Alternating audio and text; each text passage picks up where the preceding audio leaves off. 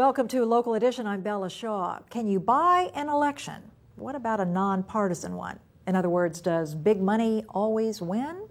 That's on the mind of County of Ventura Supervisor Steve Bennett, who joins us here on Local Edition. Good to see you. Nice to be here. You mean in this day and age there are people with big money? There's still some big money around? There certainly is, right. And what's the problem? Well, the problem is money has been corrupting politics for decades, but at the federal and state level, it's a very serious problem. At the local level, we've been trying to do everything we can to control that and decrease the influence of big money. And from when I first got elected to the Board of Supervisors 10 years ago, we wrote a law, and it has been very effective. It establishes contribution limits, so somebody can't come and give a candidate $90,000, which was happening before our law took effect.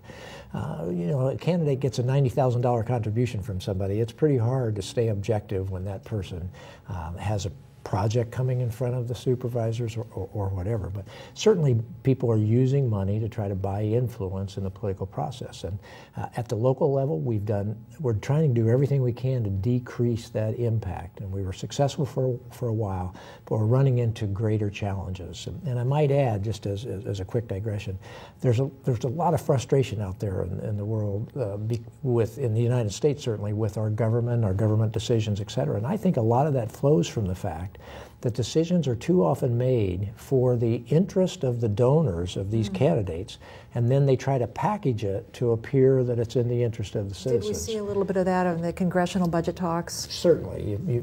You see that in so many ways, at the federal and at the state level. You see those things happening, and certainly nobody ever says it's because of, but when you trace the influence of the money, the votes very rarely go against the influence of the big money that has supported those candidates. But what about nonpartisan elections? So here, locally, nonpartisan elections, we've been more fortunate in that we've been able, at the local level, to control that with contribution limits and with good disclosure requirements.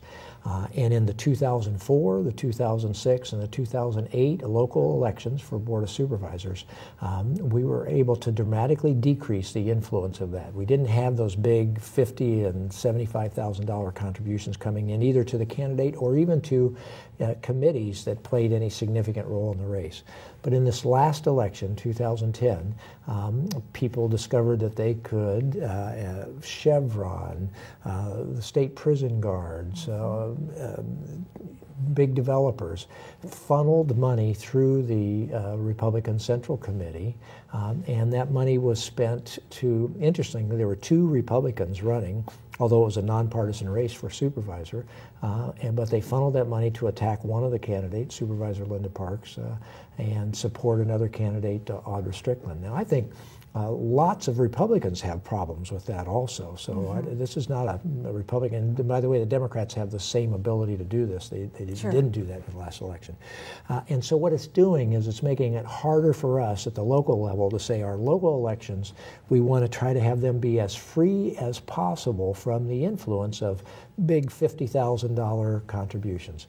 So it's more difficult. We have to keep adjusting our law to try to make that happen. Because once you shut one door, there's another way to funnel it in, isn't there? They always find another way. That's right. And so it is a constant cat and mouse game. And that's, it would be really nice if we could write a real simple ordinance that was a paragraph long that said you can't take this big money, and you have to disclose where it all comes from. But well, because it's a big topic, and unfortunately, Supervisor Steve Bennett, too little time. Isn't that the truth? Right. But I know you'll keep working on it. We'll love to have you again here on Local Edition. I'm Bella Shaw. Now back to HLN.